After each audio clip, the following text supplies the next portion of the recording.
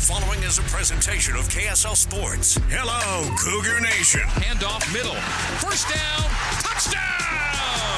And listen to the Cougar Nation. Every Monday night, we break down the Cougars' last game, the coaches and players, and look ahead to next week.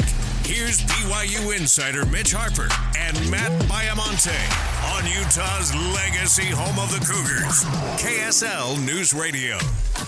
Good afternoon, Cougar Nation. Welcome on into Cougar Nation, your show here on KSL News Radio. Mitch Harper with you. Also joining me, as always, every single week, Matt Baiamonte. We're the host of this show and Cougar Sports Saturday, every single Saturday from noon to 3. And yes, we are here in this afternoon spot because BYU basketball is going to take over the airwaves at 6 o'clock tonight as they get ready to tip off the season against Houston Christian. Typically, this show is from 6 to 7 on Mondays, but we're doing a matinee special for you today, and it's an important one because there is so much to unpack, Matt, from what took place in Morgantown, West Virginia, as the Cougars fall 37-7. We got to be here for Cougar Nation. We're going to be real. We're not going to mince words. That was an ugly loss, and we're going to break it down with the truth, man. It's sometimes after a game like this, you have to be real. We're going to be real today. And let's get real right away in the takeaways. Cougar Nation takeaways. Mitch and Matt analyze BYU's last week of play and what it means for the next week. Let's get real with it, Matt. 37-7, BYU falls to the Mountaineers in Morgantown. I got to say, Morgantown was one of my favorite venues so far in the Big 12 travels. I thought the setup was awesome. I thought the fans, the clash of cultures was pretty cool. But then the game happened and everything went south after that as BYU just gets destroyed in every phase of the game. And as we dive into the takeaways, we got to start things off with the offensive line. And, well, that group, as Kalani said, they whiffed quite a bit. Just felt like there was just too many whiffs, just unblocked guys. Your thoughts, Matt, on the offensive line in takeaway number one? It was their worst performance of the season, Mitch. There were too many times that, especially in pass blocking, that they did not even get a hand on a defensive lineman for West Virginia. One play in particular was really alarming to me. It was right after the Keelan Marion kickoff return touchdown was called back. It's 3rd and 6, and Retzlaff is like immediately flushed out of the pocket, and I think he gets sacked on the play. And you go back and you look at the replay, they only rushed 4 guys, and yet it felt like an all-out blitz. It just, man, this offensive line has regressed so badly this year, and this was the culmination where they couldn't run the football again. But then the pass block, which has been pretty solid for most of the year, that looked bad as well. It was just an abysmal performance by this offensive line. Starting guard Paul Miley was out for the game. He's dealing with an injury. He was questionable last week against Texas, but ended up playing. He was out this week, and Caleb Etienne stepped in.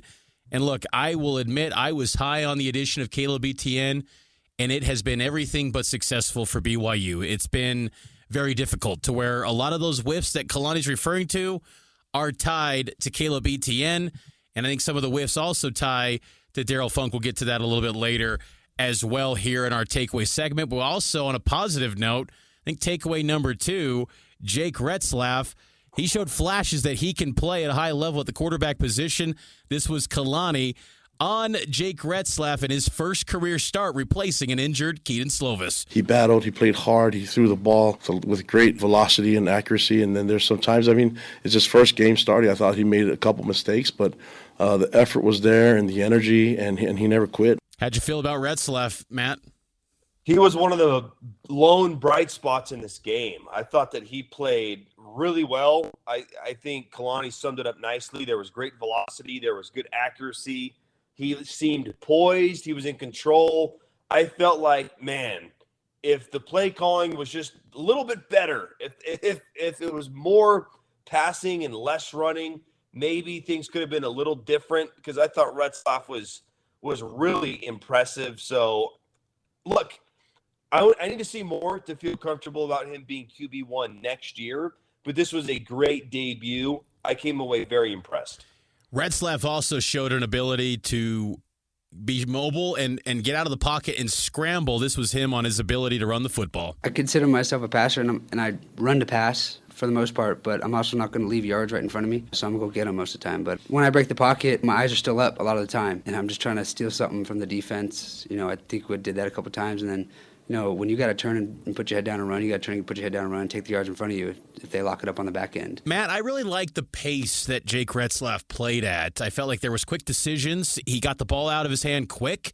I felt that there was good decision-making from Jake, and he didn't turn the ball over, too. I just think that there was a lot to like about what he did in that game, even though it was a 37-7 blowout, and it was rough in so many phases. I thought he was one of the few bright spots, as you noted. So I agree with you there, and I think Jake has done enough, in my opinion, to feel like he maybe should be the starter the rest of the way. And I hesitate sometimes to say that because I do think Keaton Slovis is a good quarterback. I do. But it's also a case of there's only 3 guaranteed games left, and then Keaton's gone. And you got to know what you're going to do in 2024, because the last thing you want to have if you're BYU is a blank canvas going into 2024. Because if you're faced with a losing season this year with a quarterback that had 30-plus career starts under his belt coming into the season, how is it going to get better next year? And, oh, by the way, your rival's joining the league next year, so the pressure's going to ramp up even more. You got to get some continuity at that quarterback position, and Jake Retzlaff could potentially give BYU that. And he's also healthy, too. He played well enough to make it easy for the coaches where if Slovis is not 100%, you don't even consider it, because you know that this guy can move the ball down the field. He can make good decisions. And here's the other thing. He was fun to watch, wasn't he? All the different angles, just not to beat a dead horse here, but the quick decisions, the velocity on the throws. It was a lot of fun to watch him play the quarterback position. I'm really hoping he gets the start against Iowa State, because I want to see what he can do at home. Hopefully, with the Cougar Nation behind him, maybe it'll be a different outcome against Iowa State. But, yeah, everything you said I'm on board with. And it's a good point, because you gain nothing next year by playing Slovis anymore. Whereas if you play Retzlaff and he becomes the guy, then you have direction going into the second year in the Big 12. Kalani Sitake is addressing the media right now. We'll have a full recap of that on KSLSports.com. But one of the questions that has to be tossed Kalani's way is takeaway number 3. The coaches on this staff have to be evaluated, and that includes Kalani Sitake, but him as the head coach, he's got to look hard. He's got to look at this offensive staff, Matt, because Aaron Roderick, he's getting his seat a little bit hotter with these performances. Only 1 touchdown in the last 2 games.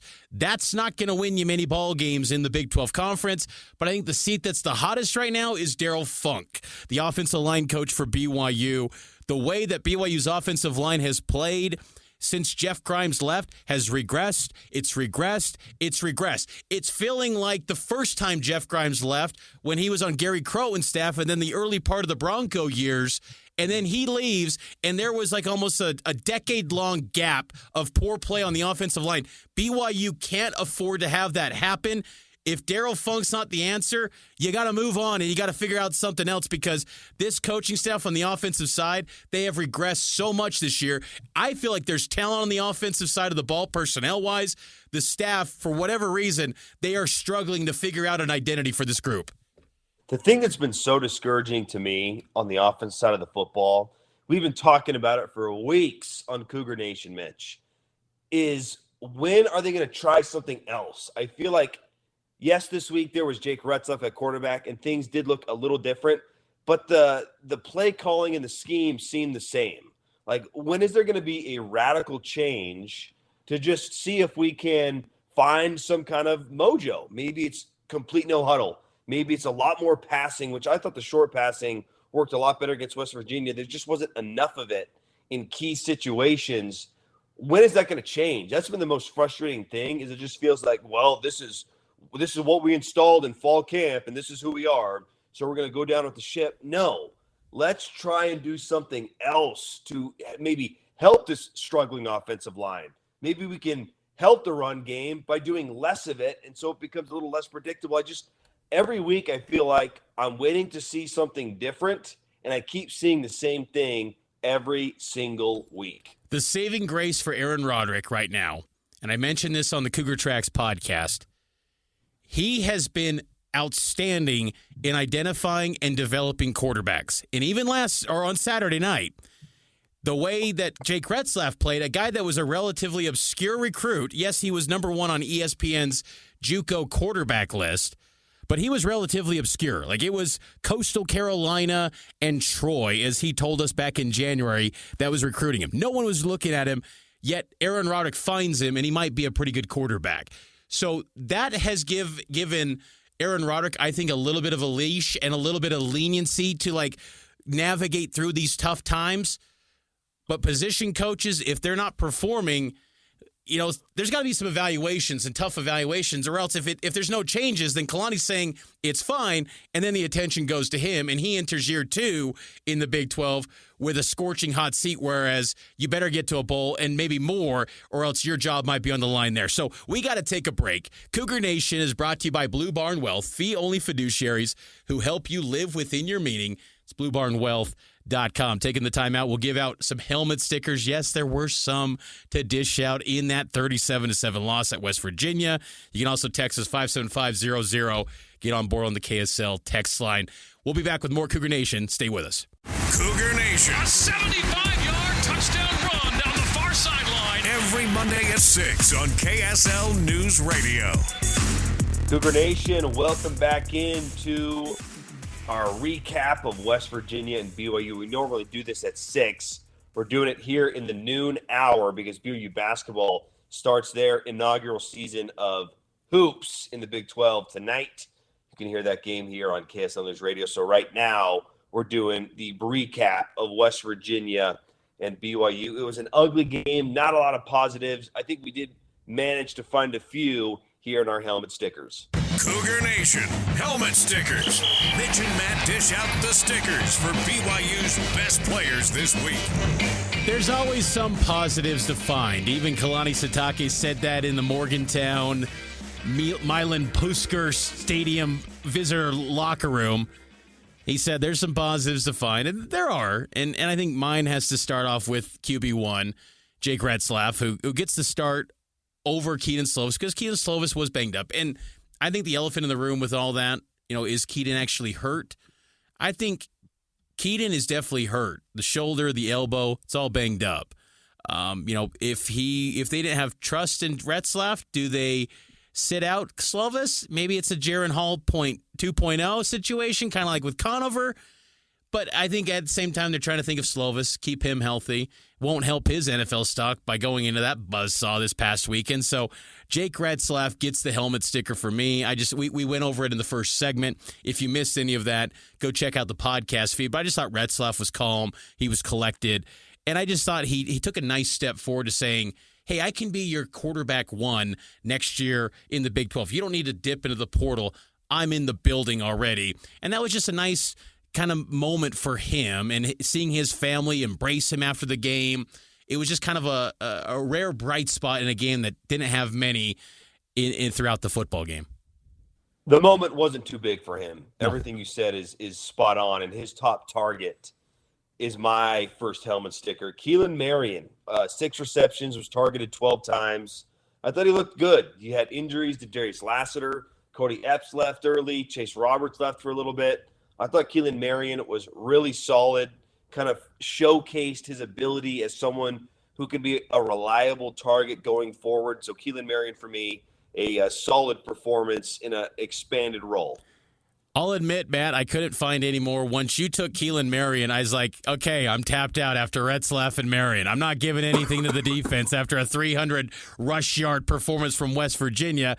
So, I'm just going to give a helmet sticker to is Big 12 football. I love Big 12 football. I love it. I'm enjoying the weekly battles. Every single week, I host First and 12 with Alex Keary on Sundays, 10 to noon. Shameless plug here on KSL News Radio.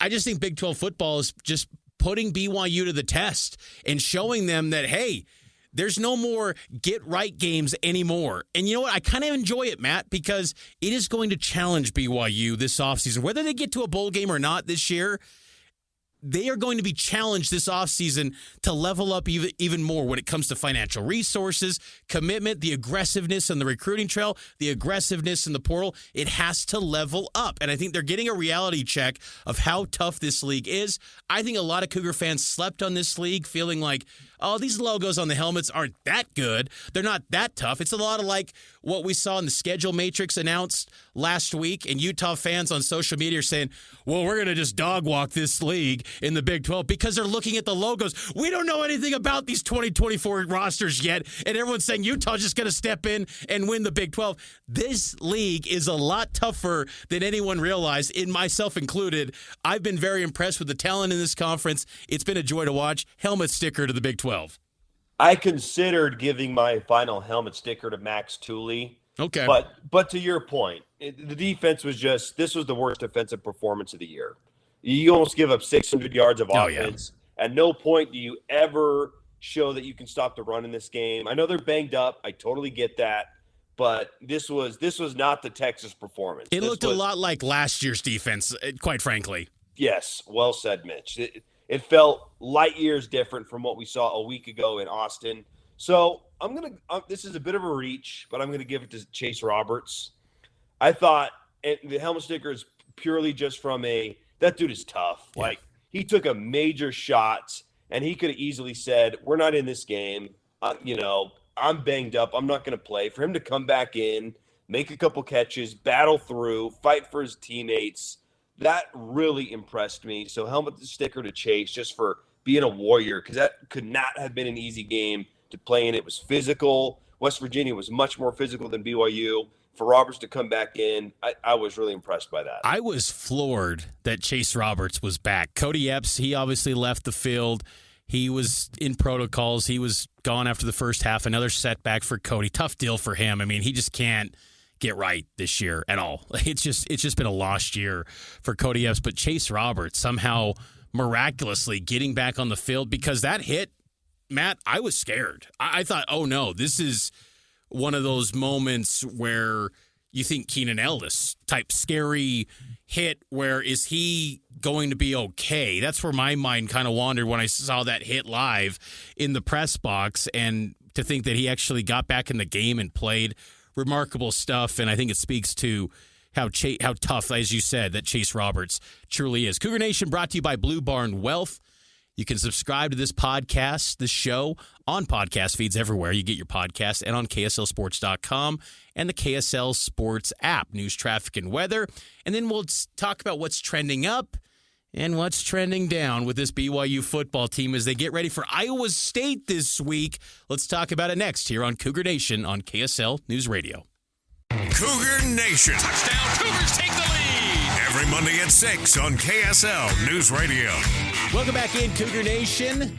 Hope all of you are having a fantastic Monday afternoon, enjoying some lunch with us, Mitch Harper, Matt Baiamonte, as we unpack what happened at West Virginia. Country roads, take me home.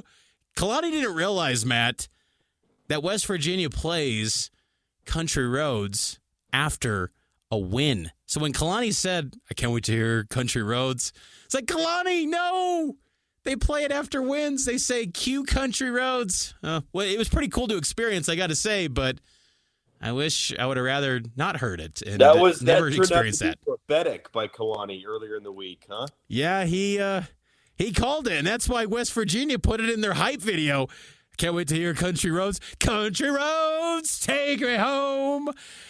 Well, John Denver is not going to be mentioned in Trending Up, Trending Down for this segment here on Cougar Nation, but let's unpack what is trending in BYU football right now. Cougar Nation, trending. What's trending up and what's trending down this football season? Go ahead, Matt, and start us off. What's trending up for you after this 37-7 setback against the Mountaineers? Hey, one thing we can all agree on is that the rest of this month is going to be interesting. It's going to be a lot more fun than a higher winning season in the independent era where you're playing nobody at this time of the season. Like Iowa State, this game this Saturday, in my eyes, Mitch, the bowl eligible opportunity, it is this Saturday. You get it done this week, or I don't think it's happening.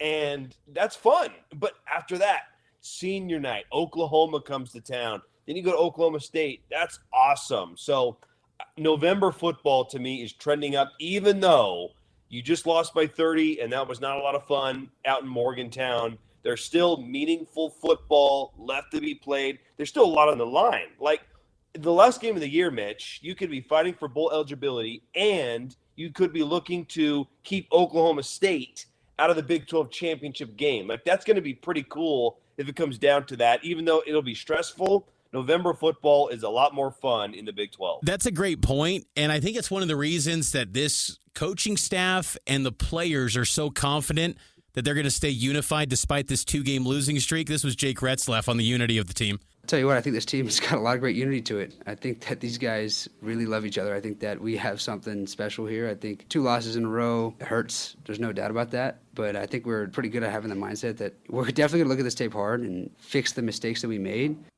I could say that might be my trending up, the unity aspect, because I don't think it's just player speak or coach speak. I do kind of buy into that, Matt, but at the same time, these performances the past couple weeks, you got to execute. And it's nice to say we got the greatest fan base that's showing up on the road. We got, this great culture in the locker room, but you do got to perform at a high level. And so I'm not going to go to that well for the trending up. I will say this. I was kind of hard on this aspect of the game last week on social media and some of my analysis pieces on KSLSports.com.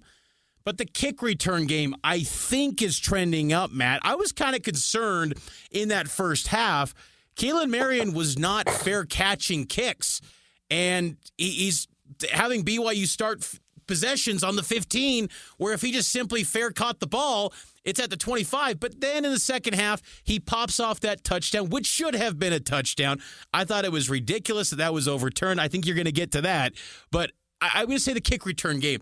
Keelan Marion is running with some confidence. I do like the aggressiveness that he does and the confidence that he is showing. But at the same time, you got to be smart because every yard matters in a game where you're going to be an underdog every single week. Trending down for me, and to piggyback off what you said, that was one of, 4 or 5 just completely egregious calls in this game. And look, make no mistake, I am not blaming this loss on the refs. There's no scenario in which BYU wins this game. They were outclassed at the line of scrimmage on both sides of the football. They were never going to win this football game the way it unfolded. With that being said, there were so many horrific calls that my trending down is Big 12 officiating. I could not believe it. Like the Isaiah Glasker holding on that kick return, his hands were inside the pads, and as the kick returner, which was Marion, runs by him, he releases him. I don't know how he gets called for a holding there, considering in the first half, there was a pass intended for Chase Roberts in which he literally got tackled 20 yards down the field and does not draw a penalty, even though there were 3 PI calls prior to that.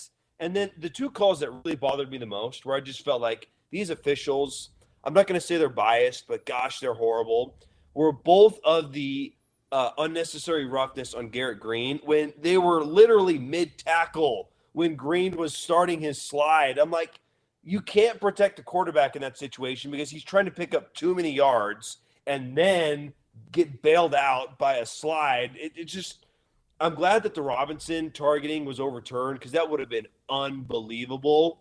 But my goodness, that officiating was horrible. And the sad thing is too, Mitch, let's say Marion's touchdown does count. Does that give BYU a little momentum to where they still lose? Don't get me wrong, they still lose. But maybe it's 37-17, and there's a little different feel than getting completely blown out. I thought the officials were absolute. I don't want to curse here on the radio, but you might get the gist here. Yeah, the 20 penalties were called. I mean, how many football games do you watch where 20 penalties were called in a game? It was just so poor that the refs made their presence felt in a game. My trending down is BYU's chances at a bowl game. It's tough, folks. Iowa State this Saturday, 8:15 kick. BYU's nearly a double-digit underdog at home. Think about that. Iowa State, who had all those losses, personnel to the gambling scandal, They're going to roll into Provo as a 7-point to 10-point favorite against BYU in Provo. I would have never in my wildest dreams thought that scenario. The chances are getting slim, Matt, and BYU's got to find a way to pull off one win in these final three. We got to take a break, though. Cougar Nation is brought to you by Blue Barn Wealth, fee-only fiduciaries who help you live within your meaning, bluebarnwealth.com. Taking our final break, we'll get to some of your commentary on the text line, 57500, and preview BYU versus Iowa State right here on Cougar Nation, and it's powered by KSL Sports. Cougar Nation. The Cougars picked it up, and in overtime they won it. Every Monday at 6 on KSL News Radio. Cougar Nation, however and wherever you've listened today, we appreciate you at an unusual time. We normally do this 6 to 7, taking your calls, but because BYU basketball is kicking off their inaugural season in the Big 12, and that game can be heard right here at KSL News Radio. Our Cougar Nation recap of West Virginia. It's been here in this noon hour, and of course, it's brought to you by Blue Barn Wealth. Right now, Mitch, we've kind of broken down the game a little bit in a couple different areas. One thing that is, I want to get your thoughts on this too, but one thing that has been so disappointing this year at this stage in the season is the mistakes. You mentioned the 10 penalties, some false starts in there that were costly on drives that had some promise. Here's what Kalani had to say about those mistakes. We're so late in the season and we're still making mistakes. And then fundamentally, we're not playing well with fundamentals. We're not blocking right. We're whiffing on blocks. We're not tackling well. We're not using the right proper technique.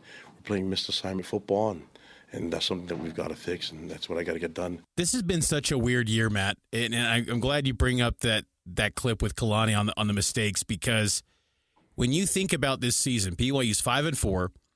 They're 2-4 in Big 12 action. Is there a game that you come away from, maybe other than maybe Arkansas, but even the flow of that game, there hasn't been a clean game where you said BYU was just awesome for that full 60 minutes of football? And look, it doesn't happen often that you have a wire-to-wire game like BYU Navy in the COVID year where you're just awesome from the get-go. But it's just been a strange season where there are stretches of these games where BYU's always down in a hole. They're always having to dig themselves out, and then they just pile the mistakes on top of each other, and you just go, can this group maintain continuity at all? Because I'm really wondering that, and maybe that's just the identity of this team in 2023. There hasn't even been a game like last year at Boise State. Like, good point. That was a pretty consistent game from start to finish. We haven't seen anything like that this year, and I think there's a few reasons for that. Maybe the transfer portal turnover is a bigger deal than we ever knew, because you look at like a TCU, Mitch, you're like, oh, you're just bringing all these dudes and you get to the national championship game. Maybe that is the exception and not the norm, because you're bringing in so many new pieces and learning a whole bunch of new things. That could play a role. It has been disappointing this year that it doesn't feel like from week one against Sam Houston to now that they have been trending in an upward direction. It's been this weird up and down, peaks, valleys, and it's just hard, I think, to be a bowl eligible team when you're not trending in an upward direction like we have this year. And look, there's not a lot of opportunities left. Iowa State's going to be tough. Oklahoma's going to be tough. Oklahoma State's going to be near impossible at the end of the year.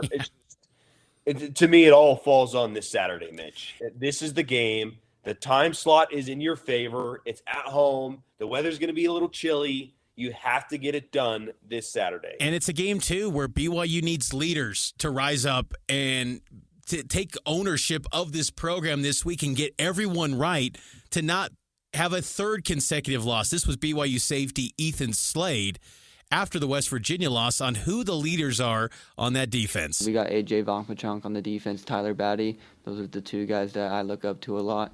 And then on the offense, you got Aiden Robbins.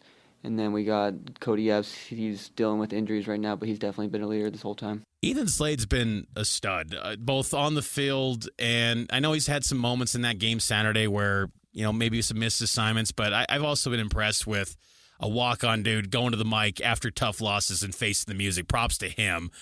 for Ethan Slade, and also giving great answers. I thought that was pretty cool that he shouted out some of his teammates as leaders. So they need those guys to step up in a big way, because you noted this Iowa State team, they're pretty good. 5-4, same record as BYU, but a far different feel around their 5-4 compared to BYU's. Matt Campbell has one of the youngest football teams in the Big 12, and if they can get to a bowl game in a year where they had so much controversy, man, that would be quite the move for Matt Campbell and his program to get kind of back on track, because the youth move that they've got at Iowa State, it's kind of similar to when they had Brock Purdy, Breece Hall, when they were very young, and they took some lumps, but man, they started to build some continuity, and then they became a force in the Big 12. That could be the case. They got a good quarterback in Rocco Becht, who's a freshman.